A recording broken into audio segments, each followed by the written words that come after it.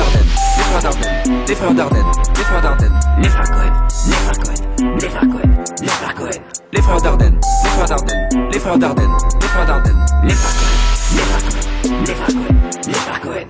On est au festival de Cannes, on voit pas de film.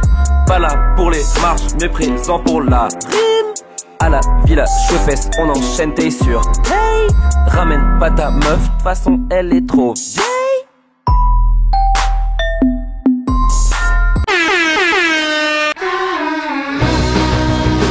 Tout ce coup les branchés, oh là là, encore des critiques, tout ça.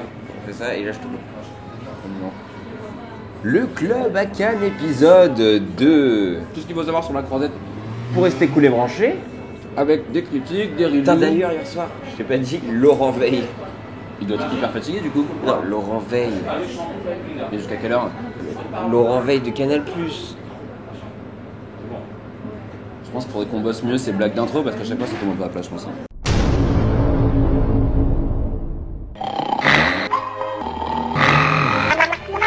Mia Madre raconte la vie de Philippe Risoli et son combat pour faire du Juste Prix un jeu qui passe à la télévision. Des scènes merveilleuses montrent les premières éditions du jeu organisées dans des usines sous les yeux médusés des syndicats.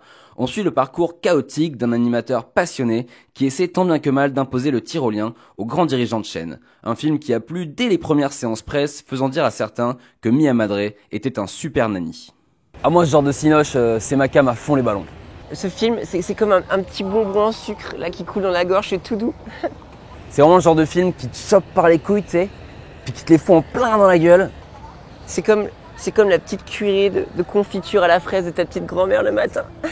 Puis une fois que tu les as en plein dans la gueule, tu prends une bonne inspiration, tu sens tes couilles, et là, tu chiales ta mère à fond, enfin tu vois, tu pleures toutes les larmes de ton corps quoi. C'est comme un petit macaron tout mignon qui aurait le goût de licorne. Franchement, c'est mon coup de cœur, ce film, 8 sur 10, palme direct quoi. Ouais, va la fermer la tata là.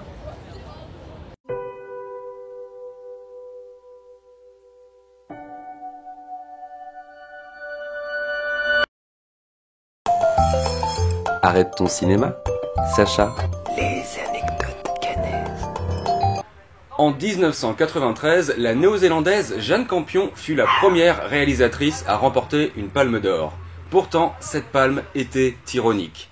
Peu après la cérémonie, le président du jury, Louis Malle, déclara « Aucune femme ne peut réaliser de film. La Nouvelle-Zélande n'est même pas un vrai pays. » Arrête ton cinéma, Sacha. Les anecdotes cannaises. Attends Pierre, je peux savoir pourquoi sur ton ordi il y a le... Bah t'es sur le site du festival, il y a le programme en PDF ouvert? Bah oui, je me renseigne, enfin... Tu te renseignes pourquoi tu vas aller voir des films? Bah non, mais on fait l'émission, enfin... Non mais là c'est clairement... Enfin il y a des horaires, t'as surligné des trucs, tu vas aller voir des films. Non, non, on s'est fait une promesse, Guillaume. Tu vas pas voir de film? Promis. Moi je vais pas voir de film, toi tu vas pas voir de film? Promis, Guillaume.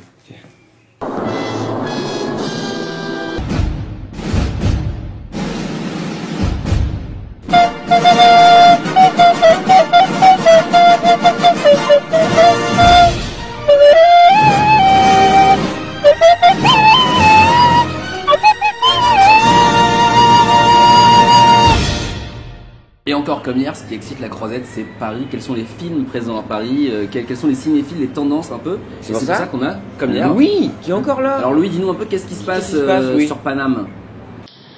Merci Pierre-Guillaume. Alors le cinéma à Paris, ça se fait toute l'année. Aujourd'hui, on allait prendre la température dans les plus belles salles de cinéma d'auteur de Paris. L'Atlas, pas de Mad Max, mais Kamel et ses potes. Très belle réalisation, petit film, petits effets spéciaux. Belle tub, amour sincère entre hommes, des pseudos qui revisitent le genre. Il y aurait plus d'éjac dans Kamel et ses potes que d'explosions dans Mad Max. Ça aura pas la palme, mais on a vu du cinéma et du vrai. Ah ouais. Ah c'est un tout autre cinéma. Ah mais ça, mais on aime bien. Ah ça on adore, ça me fait penser un peu à Gaspard Noé. Ah j'adore, le suis film fan. Love en compétition.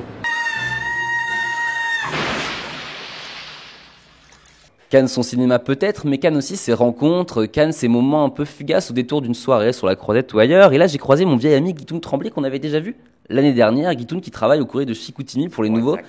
Et alors Guitoun, ton Cannes se passe comment jusqu'à maintenant? Ouais, ça commence un petit peu dans le drama là. Déjà que mon taxi U-Bar, il a pas su me mettre là. Je suis complètement lost là. Déjà que j'ai payé la monnaie là pour faire le U-Bar Copter. Je suis un peu là, je suis un peu fucked up.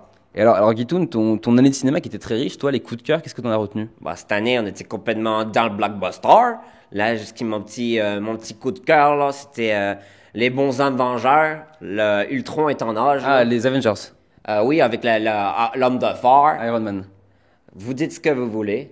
Après, dans mon année blockbuster, j'ai été vraiment tire-jerqué par Rapide et Dangereux 7. Ah oui, avec Fast and Furious. Ah, ça m'a heartbreaké là, d'imaginer le Paul Walker mort, là. Ça m'a...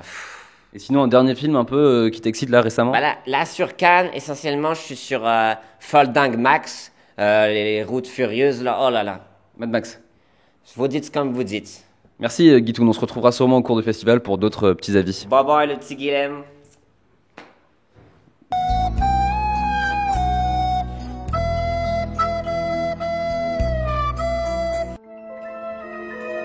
Cannes la nuit, mondanité. Allez, à nous. Cannes, on ne viendra jamais demain. Tout ce qui se passe à Cannes reste à Cannes. Cannes la nuit, mondanité.